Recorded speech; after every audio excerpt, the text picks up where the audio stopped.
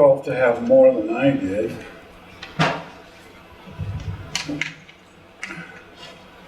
You gotta understand, I was a nothing, a no deer. I was never gonna pull Santa's sleigh. Got a bad back. I'm not a strong flyer. And I smoke. I was an unemployed herd deer. In fact, I've been fired from my last job. And once word gets around and you can't handle herd work, you're through. So when the vets came to me and told me my son would be born like he was, that Rudolph would probably never walk without crutches, he'd be horribly disfigured with a face no doe would ever love, and that he'd had the mind of a child all of his life. And when they told me my mate and I shouldn't try to have another because all our children would be like that, Corey was terribly upset. That was the end for me. That was the end of my life. You see, every parent has dreams for their child. Dreams that won't ever happen, like their son will grow up to be president of the United States, or that their daughter will maybe grow up to be the president's wife. Crazy, outlandish dreams.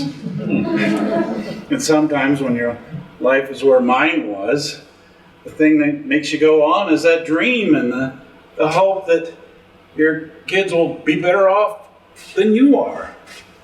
It's that crazy parental optimism that keeps you going even in bad times when it's a struggle just to put food on the table. Because even if you never amount to anything, at least your offspring have a world of possibilities before them. And it's worth living another day just to see what they do with it.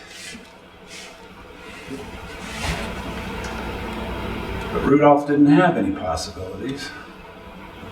There was no open country stretched out before him, alive with promise. Only closed doors.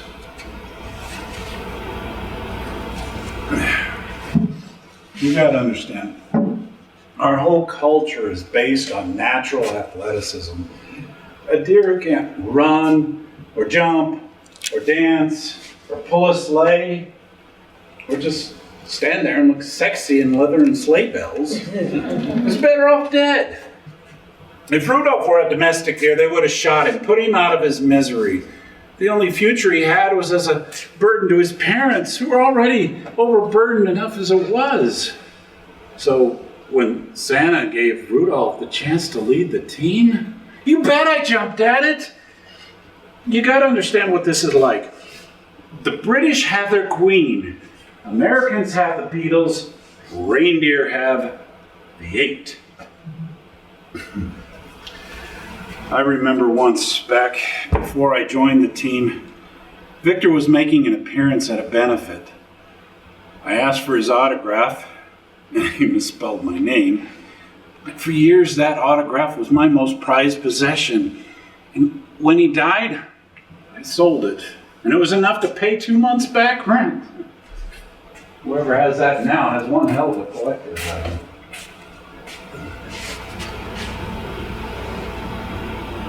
And not just to fly with the 8, but to lead the team. Something only Dasher had ever done. Dasher, who's like a superhero to most deer. Dasher, who once flew headfirst into the World Trade Center, fell out of his harness, plummeted 60 stories, then jumped right back up and led the team onto the fastest Christmas run on record. Dasher and Rudolph. I'm not trying to make excuses. And then Rudolph told me that Santa was hanging around, walking him home from school, giving him presents. I knew what was going on. But when Rudolph stopped telling me about Santa and just cried, I knew what had happened. And I knew I could have prevented it. But you never really want to believe something like that will happen to your own family until it does. I didn't let Rudolph go out anymore. We knew Santa waited outside the door. He stayed inside, and his mother and I prayed that it was over. Santa Claus came into my house. When the most powerful man in the world came into my home and asked for my son, what the hell was I supposed to do? I did the one thing no one had ever done before. Many have done it since, and most will brag about it for the rest of their lives. But before that day, no one, no deer, no elf, nobody had ever said no to Santa Claus. I said no to Santa Claus. He was shocked. My dough fainted. And then he offered me money, gifts, reindeer things. I said no. And he said he had a place for me on the team, that my family would never again want for food or shelter, clothing, that I, Donner, an unemployed herd deer from Fairbanks, would become one of the 8 most important reindeer in the world, one of the Dashers, the Victors, the Comets. I said no.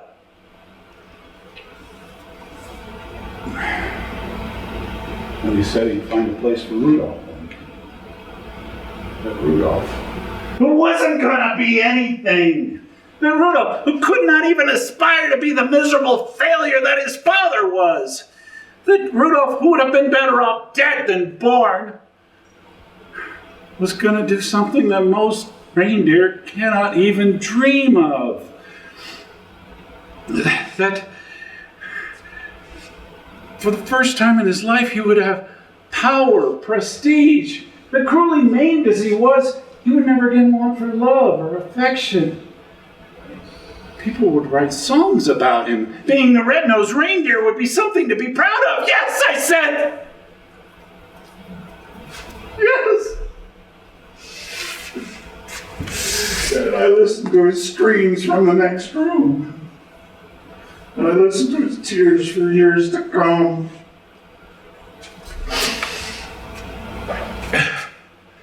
He never again cried from hunger, from loneliness, from humiliation, from fear and pain. And eventually, when Santa lost interest in him, didn't he cry from that? Those were the good years.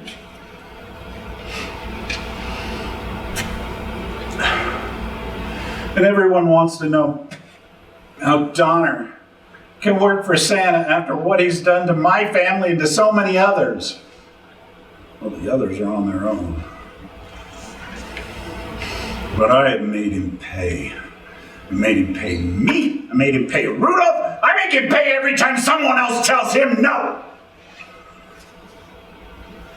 If you gotta understand, I paid too. I paid with my son. With my mate who left me, with my honor and self-respect. Just when I thought it was all behind us, I'm paying with my son again. My son, who sits and stares, and I don't know why, who sits and stares and sings Christmas carols. I've seen Christmas carols, and he doesn't hear me when I talk. I don't know why. Because he won't tell me what's wrong, and I can't ask him. And I don't know why. I don't know why. They ask me why. I don't know why. I don't know why.